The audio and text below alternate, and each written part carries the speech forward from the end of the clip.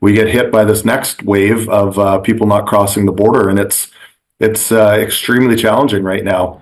In just the first 6 weeks of 2025, Erie County in New York lost nearly $5 million in retail tax revenue. So where is that money going? And why are more and more Canadians saying no to cross-border shopping? Recent statistics show that the Peace Bridge and Rainbow Bridge, two key border crossings linking Ontario to New York, saw a combined drop of over 65,000 vehicles in the first 2 months of 2025. That's an 11% decrease compared to the same period last year. As a result, Erie County's retail tax revenue fell by 7%, amounting to an estimated $4.9 million in losses over just 6 weeks. For local governments like Erie and Niagara, which rely heavily on spending from Canadian visitors, this decline is forcing serious budget decisions. Residents may soon feel the impact through delayed road upgrades, stalled infrastructure improvements, and reduced public sector hiring. The absence of Canadian shoppers is also taking a toll on retail chains. In Blaine, Washington, near the Vancouver border, a Target store has already cut staff hours due to a 50% drop in cross-border customer traffic. According to Barclays, several border area retailers have hit closure warning thresholds after experiencing over 20% drops in Q1 revenue. This isn't just a business issue. It directly impacts thousands of part-time workers now facing reduced hours or layoffs. Unemployment could rise locally in communities built on cross-border commerce. The Canadian dollar has dropped to 0.733 US dollars, making US prices significantly steeper for Canadian visitors. Add in gas prices over $1.55 Canadian dollars per liter and nearly $8 in bridge tolls, and a quick shopping trip to Buffalo is no longer a bargain. Adding to the strain, some Canadians report feeling hassled at the border, while lingering Trump-era tariffs have reignited resentment. Nationalist sentiment is rising, with some groups in Canada now calling for a boycott of American goods. For the US, this doesn't just mean a drop in tourism revenue, it means mounting pressure on border businesses and service industries once sustained by Canadian dollars. While American retailers are seeing a downturn, their Canadian counterparts are thriving. Walmart Canada, Loblaw, and Metro have slashed prices and expanded ultra-fast delivery services, helping the average Canadian household save around $450 Canadian dollars annually. According to an Angus Reid poll, 71% of Canadians say they plan to reduce purchases of US goods, while 59% to 78% are actively prioritizing domestic products. If this consumer shift continues, US goods may quickly lose their foothold in one of their largest export markets. American companies may be forced to rethink international strategies, while grappling with weakened supply chains and falling sales.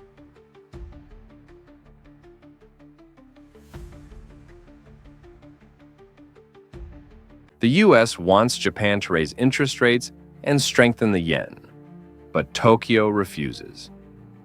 What lies behind this quiet standoff between allies, and why could it push American mortgage rates even higher?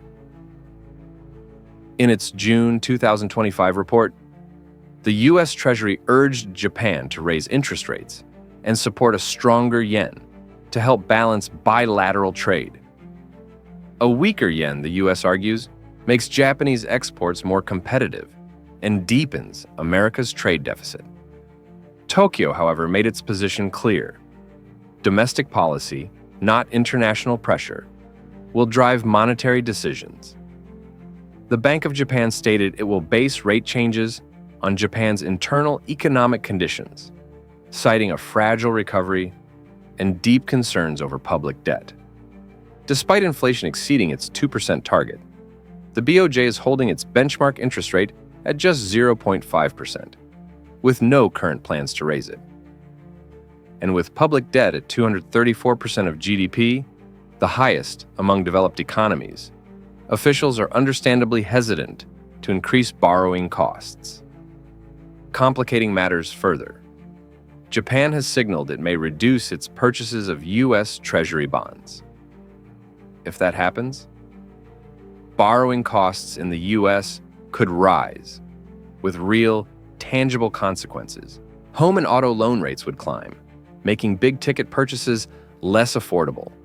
Consumer credit could tighten, slowing household spending, and financial markets could become more volatile as capital from Japan pulls back.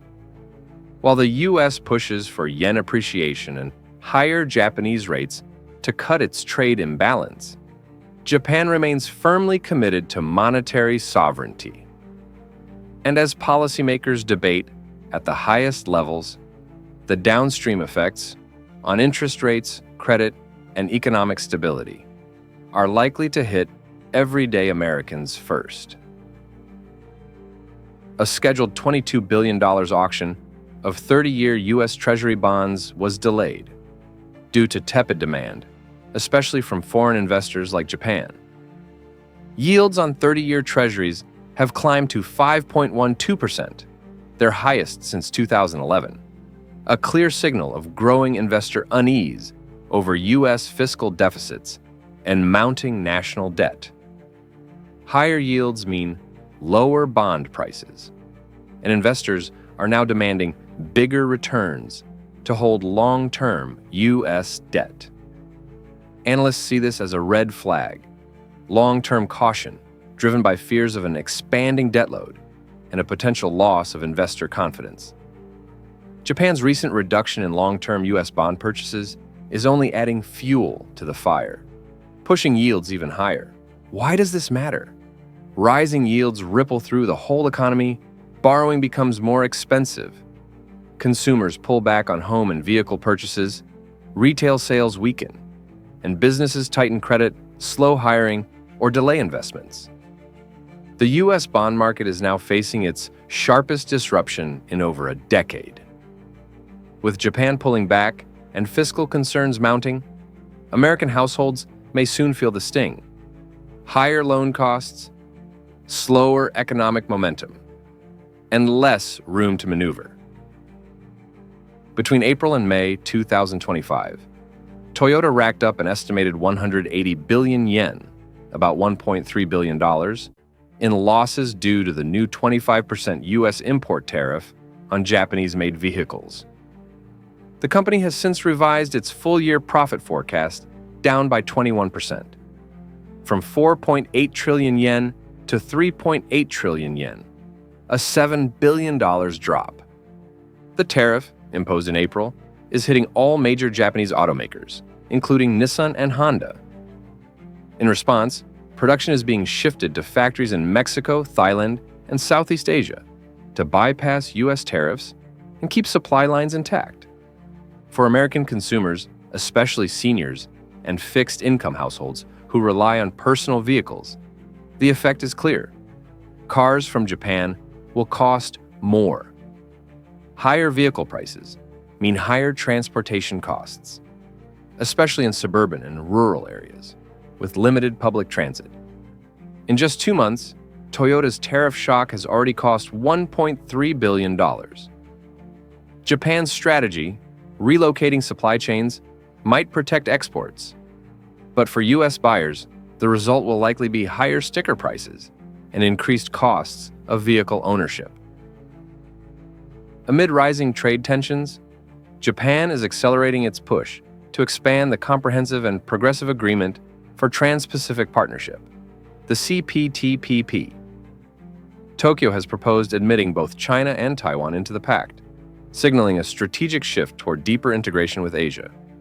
In May 2025, Japanese exports, especially autos, grew across CPTPP markets, even as shipments to the U.S. fell due to tariffs and supply chain realignments. The CPTPP now includes 12 nations, representing nearly 14% of global GDP. Japan is seen as a central pillar of the bloc and is actively courting new members, including the UK, China, and Taiwan. This is more than diplomacy.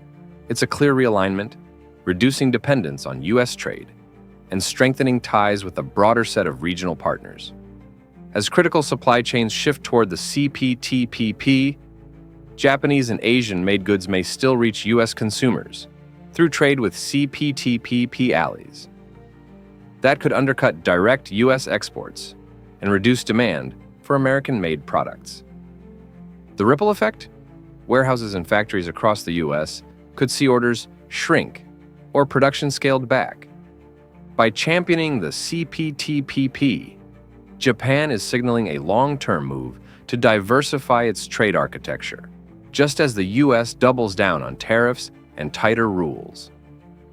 If China and Taiwan are admitted, despite the diplomatic balancing act, American leverage in Asia could weaken, posing serious long-term challenges for U.S. manufacturing and jobs.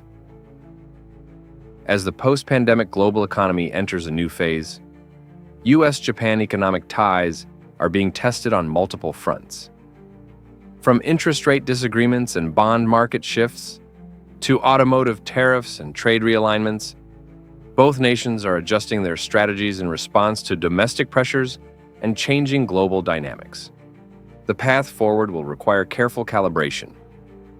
While both sides aim to protect their national interests, coordination and diplomacy will be key to maintaining global financial stability and to minimizing the impact on the daily lives of citizens in both countries. Canada has unexpectedly stepped back from its plan to impose a digital services tax targeting major American tech firms. Why would a policy seen as reasonable and well justified be halted after just one statement from former President Donald Trump? On June 30, 2025, Canadian authorities officially announced the suspension of the 3% digital services tax on the Canadian revenues of multinational technology firms, including Amazon, Google, Meta, Uber, and Airbnb.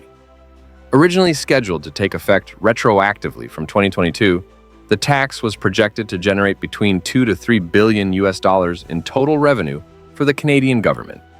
The decision followed strong warnings from former U.S. President Donald Trump, who stated that Washington would halt trade negotiations and consider retaliatory tariffs if Canada proceeded with the tax. Ottawa's decision to step back was seen as a strategic effort to resume trade talks with the United States and reach a renewed agreement before the July 21, 2025 deadline. The suspended DST had been expected to generate roughly 7.2 billion Canadian dollars, around 5.3 billion US dollars, over 5 years, approximately $1 billion annually. For US-based technology firms, this decision is likely to preserve an estimated $700 million to $2.3 billion in annual cost savings, ensuring continuity in investment plans and workforce stability. This development not only benefits large digital corporations by protecting their margins and reducing potential operational disruptions, but also contributes to a calmer investment climate. From the U.S. perspective, the avoidance of a trade rift helps shield American consumers and businesses from the unpredictable consequences of retaliatory tariffs or supply chain disturbances. For Canada, the choice to adjust fiscal policy highlights the complex balancing act between maintaining constructive bilateral trade relations and safeguarding domestic economic interests. While the tax withdrawal could be seen as a short-term concession, it was aimed at sustaining long-term trade stability and preserving the broader economic relationship with its most significant partner. In a recent appearance on Fox News, Donald Trump remarked that Canada should become the 51st state of the United States, an offhand comment that sparked widespread media attention. While likely rhetorical, such statements are part of a broader negotiating style that prioritizes psychological impact and unpredictability to shift the momentum of trade discussions. We will, every single one, we don't want to do anything bad, but they have, economically, we have such power over Canada. I'd rather not use it, but they did something with our tech companies today trying to copy Europe. You know, they copied Europe. It's not going to work out well for Europe either, and it's not going to work out well for Canada. Trump's approach, often described by analysts as a form of political shock tactics, involves issuing strong declarations to unsettle the negotiating table and force concessions. While this can generate short-term leverage, it also introduces uncertainty for corporate planning and investment strategies. Threats of retaliatory tariffs, including those potentially targeting Canadian agricultural or manufactured exports, could disrupt key supply chains and introduce volatility into both nations' economic outlooks. Unstable negotiation environments complicate price forecasting, affect consumer spending patterns, and create obstacles for long-term business strategy. While Trump's methods aim to put pressure on trading partners and enhance American leverage, they also come with risks. Domestic businesses, farmers, and consumers may face unintended consequences due to the resulting uncertainty in international trade policy. Prime Minister Mark Carney's decision to pull back the DST was presented as a pragmatic move to prevent a breakdown in trade negotiations. However, some experts have cautioned against allowing this to set a precedent for over-reliance on a single trading partner. Several opinion pieces in publications such as Fair Observer have urged Canada to further develop its autonomy in areas such as foreign policy, economic strategy, and national defense to reduce vulnerability to abrupt changes in American political direction. While the withdrawal of the tax may help reset the diplomatic table, many argue that it also underscores the need for a more diversified and resilient policy framework. To that end, symbolic gestures like inviting King Charles III to deliver the throne speech in Canada are seen not only as ceremonial, but also as affirmations of national sovereignty. These acts serve to convey that Canada maintains an independent role in international affairs, despite the significant influence of its southern neighbor. When national policy appears to be frequently adjusted in response to external pressure, it can erode public confidence in long-term government commitments and diminish predictability for businesses. By decreasing its dependency on the United States, Canada could encourage American exporters to diversify their customer base or reevaluate strategic approaches to the Canadian market. The government's decision reflects a conscious weighing of short-term advantages, such as restoring trade dialogue, against long-term objectives, including preserving national decision-making authority. While it may yield benefits in the immediate term, the episode has prompted renewed public discussion about the importance of strengthening Canada's internal economic foundation and cultivating a broader portfolio of global partnerships. Canada's decision to set aside the digital services tax represents a pivotal moment in the nation's evolving trade relationship with the United States. While the tax was designed to foster equity in the digital economy, its suspension illustrates how fiscal and foreign policy must often navigate a landscape shaped by diplomatic realities and shifting power dynamics. Every policy choice carries trade-offs. What is notable in this case is that both nations are actively pursuing their respective national interests, one through assertive negotiation and another through careful calibration. The contrast in approach highlights broader questions about how countries adapt their strategies to a global environment increasingly defined by realignment and geopolitical complexity. More than just a matter of economic interests, such negotiations signal how countries define their roles, assert their values, and respond to pressure in a world where the lines between domestic policy and international relations are increasingly blurred. Tensions between Canada and the U.S. are changing energy prices, supply chains, and defense cooperation. Will these shifts in policy start affecting how much you, each month, and the future of American pay jobs? In a sharp turn of events, the province of Ontario, Canada, has imposed an extra 25% charge on electricity exported to New York, Michigan, and Minnesota, directly responding to recent U.S. trade tariffs.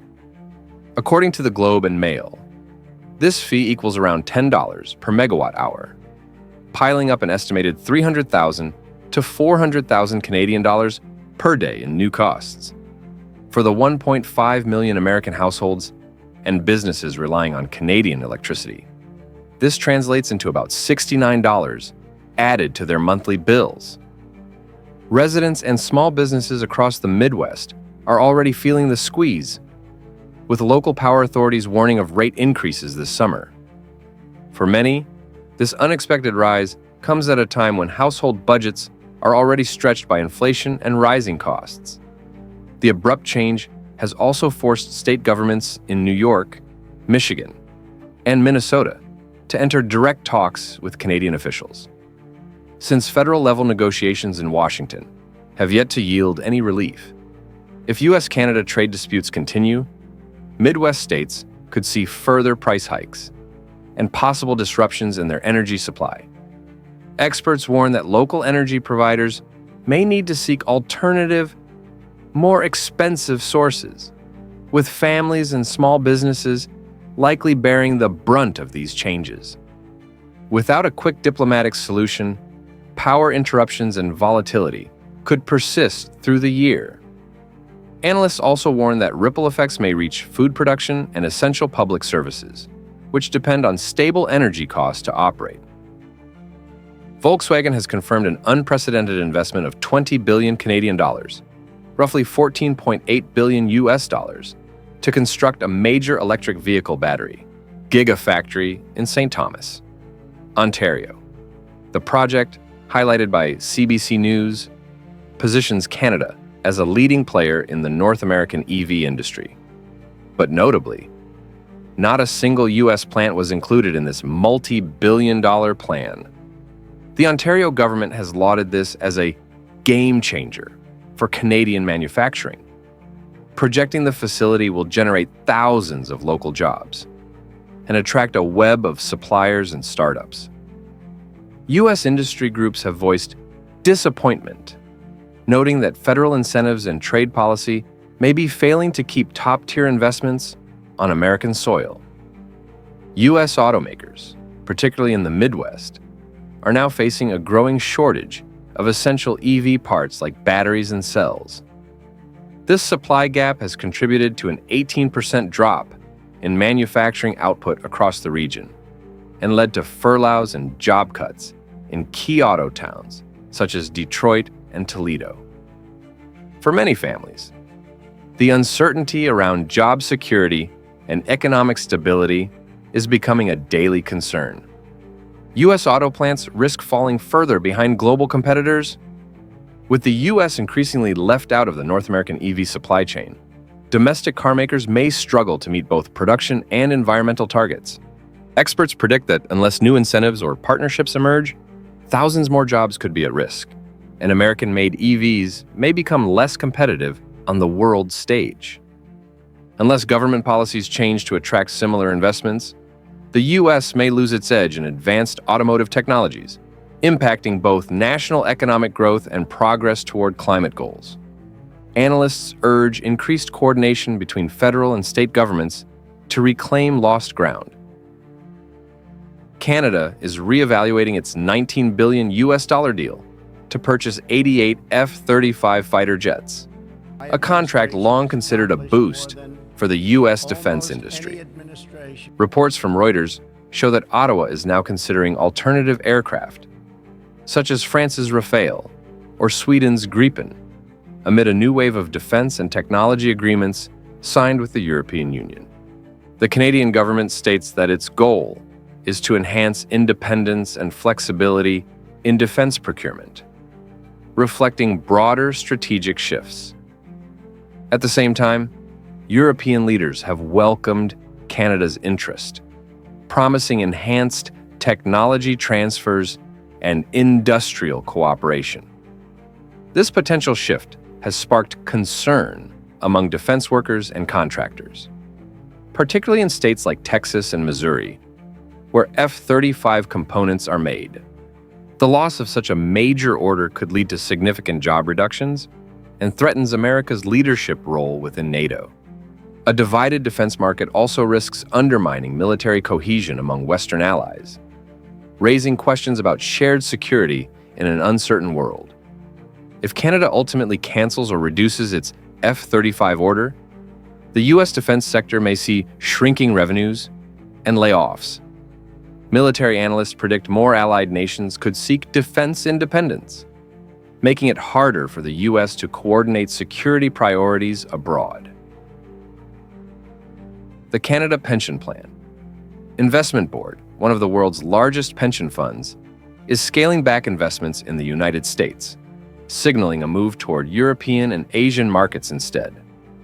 The Wall Street Journal reports that this cautious approach comes as U.S. markets face rising volatility and uncertainty. Canadian financial experts say this decision reflects a desire to diversify assets and protect against currency fluctuations.